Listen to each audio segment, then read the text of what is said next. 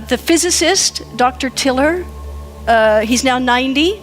A book has just been published on him by Dr. Nisha Manek.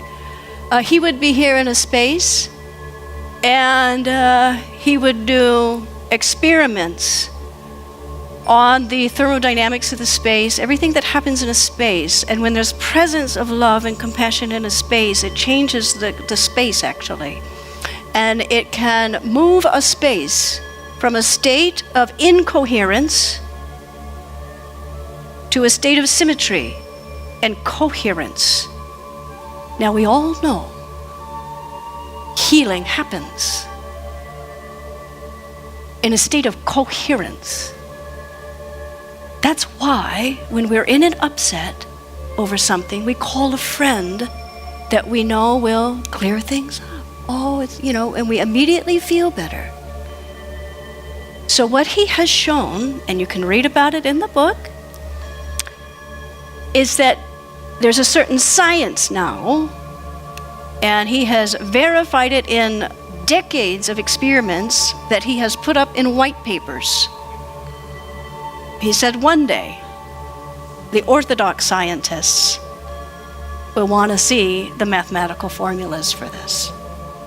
One of the things he did was to do his experiments on the loving kindness Buddha relic tour, the presence of relics. See, when in Buddhism, when a master leaves the body, there's an intentional infusion of compassion in the remains of that body out of love for the students. Well, Dr. Tiller's experiment demonstrates that even the presence of certain objects that have been infused by the human consciousness of compassion alter the quality of a space. And so, when people go visit these relics, which we had them here in the Casaloma room at the university, and as soon as they were all laid out in their reverential ceremony, the event services staff came to me and said, "The room has never felt like this. What's going on?"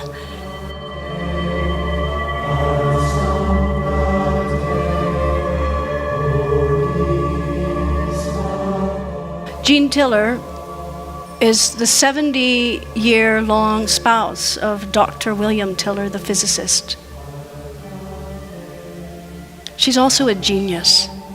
She doesn't have books that were published in scientific presses like Cambridge and etc.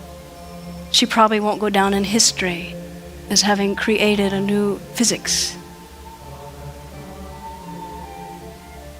But she was there every morning, meditating with Bill.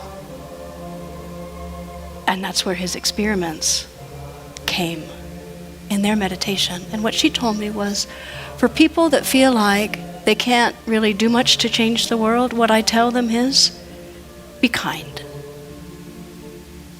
Be kind.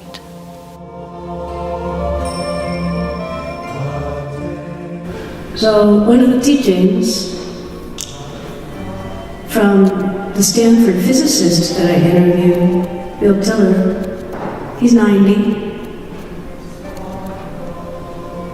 He said that in a room like this, if there's one loving person, one forgiving person, one truly coherent person, it alters the thermodynamics of the whole space.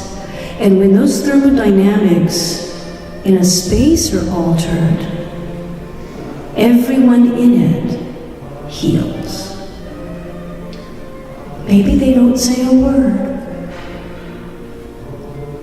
So it's not the action that leads to the healing. It's the level of your coherence inside. Coherence is a state where you've worked through some things. You've come to peace with yourself. So your own inner self-acceptance is vital to the future of humankind. Yeah, you can start there. Like I said, the mirror. Thank you very much.